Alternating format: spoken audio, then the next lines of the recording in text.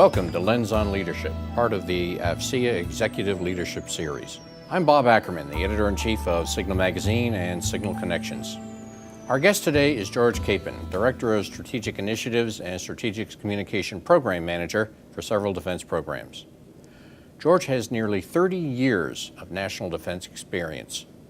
A retired senior naval officer, his Pentagon experience includes service as a special assistant and speechwriter to several four-star military officers, and directly supporting the Secretary of Defense in the Office of the Director of Net Assessment. He has been published widely in a monthly column and in several edited texts, and he has produced and delivered congressional reports and testimony as a principal and for the CNO, Secretary of the Navy, and Secretary of Defense. He also has written dozens of feature articles. George, welcome to AFCEA, and thank you for joining us. Thank you, Bob. It's good to be here. What advice on choosing the right words for getting your message across might you offer that is not widely known?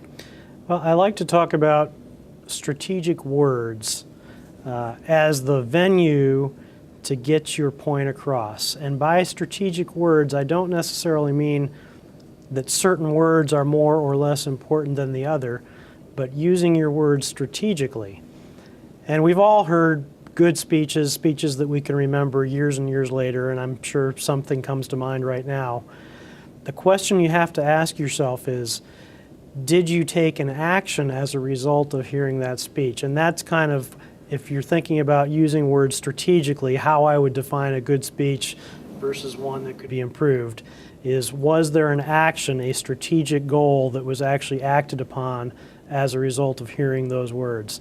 So when I give a speech or when I write a speech, what I try to do is use the words to create memories, things that are going to sift through the brain and linger in a way that will result in the action that I wanted to happen from the speech.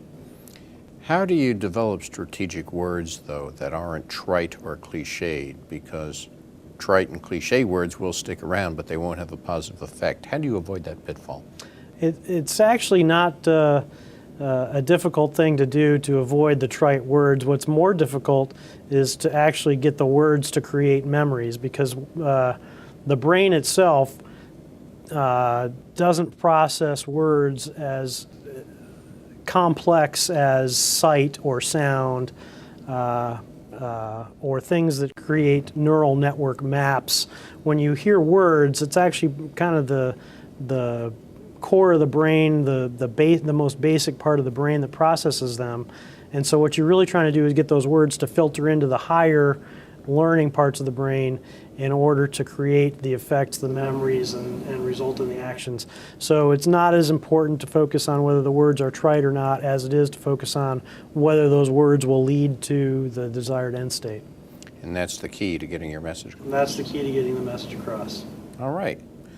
Well, George, thank you very much for sharing your insight on leadership, and good luck on all your endeavors. It's my pleasure. You're welcome, Bob. Thanks.